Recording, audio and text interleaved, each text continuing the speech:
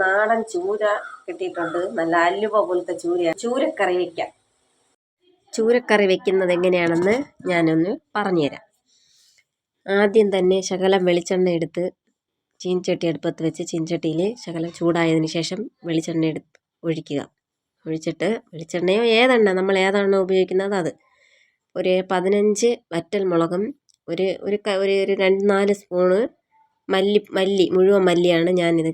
കാരണം ഇത് മുഴുവനെ വറുത്ത് അരയ്ക്കുന്നതാണ്.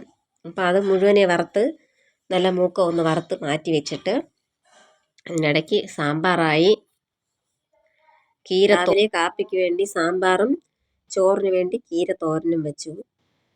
മഴയൊക്കെ ആയതുകൊണ്ട് ഇന്നെല്ലാം രാവിലെ നേരം വെളുത്താണ് എണീറ്റത്. സാവകാശം തന്നെയാണ് എല്ലാം ചെയ്തത്. ചോറ് കൊടുത്തയക്കാൻ പറ്റിയില്ല. അപ്പോൾ കടുവറുത്ത് ആദ്യം അതിന് സാമ്പാറിന് ഒഴിച്ച് ആ ചട്ടിയിൽ തന്നെ കീരയും ഞാൻ തോരൻ വെച്ചു. അപ്പോൾ ഇത് രണ്ടും മാറ്റി വെച്ചതിന് ശേഷമാണ് മീൻചട്ടിയിലേക്ക് ശകലം കടുവറുത്ത് ഞാൻ ഒഴിച്ചു.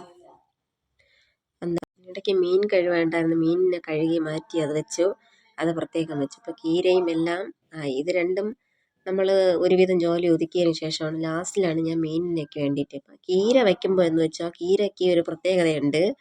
കീര നമ്മൾ വെന്തതിന് ശേഷം അതിൻ്റെ മുകളിലേക്ക് ഈ അരപ്പിനെ തട്ടി ഒന്ന് പൊത്തി മൂടി വയ്ക്കുക. കുറച്ച് നേരം ഇരിക്കുമ്പോൾ അടച്ചു വെച്ചിരിക്കുമ്പോൾ അതൊന്ന് എല്ലാമായിട്ട് അരപ്പുമായിട്ടൊന്ന് പിടിക്കുക. എന്നിട്ട് ഇളക്കി കൊടുത്ത് മിക്സ് ചെയ്ത് അതിനെ ഒന്ന് ചൂടാക്കിയെടുത്ത് മാറ്റി വെച്ചാൽ നല്ലൊരു ടേസ്റ്റ് ആയിരിക്കും. അതൊരു പ്രത്യേക ടേസ്റ്റ്.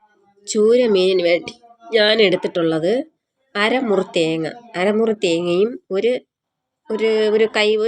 2 നെല്ലിക്ക വലിപ്പത്തിന് ശകല പുളിയും, നാടൻ വാളം പുളിയാണ്. വാളം പുളിയും എടുത്ത് വെള്ളത്തിലിട്ട് അതിൻ്റെ വെള്ളം പിഴിഞ്ഞാണ് അതിൻ്റെ ഒഴിക്കുന്നത്. അപ്പം പുളി പിഴിഞ്ഞ് അതിനകത്തൊഴിച്ചാൽ മതി. അപ്പോൾ അര സ്പൂൺ മഞ്ഞൾപ്പൊടി, 1/2 സ്പൂൺ ഉലുവ വറുത്ത് പൊടിച്ചതാണ്.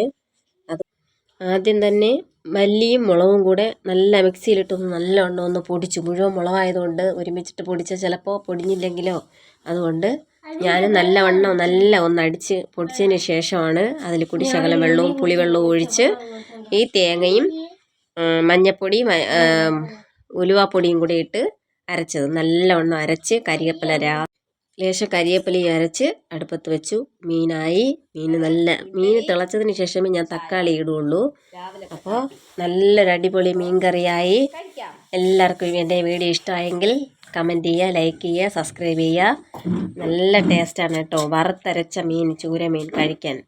പറയുന്നതിനേക്കാൾ പിന്നെ വറുത്തരച്ച ചൂര മീൻ കറിയും കൂട്ടി ചോറ് കഴിക്കാം. ഒരിക്കൽ കൂടി എല്ലാവർക്കും എൻ്റെ സ്നേഹാന്വേഷണം. അപ്പോൾ എൻ്റെ വീഡിയോ എല്ലാവരും സ്കിപ്പ് ചെയ്യാതെ കാണണേ. Tata bye bye.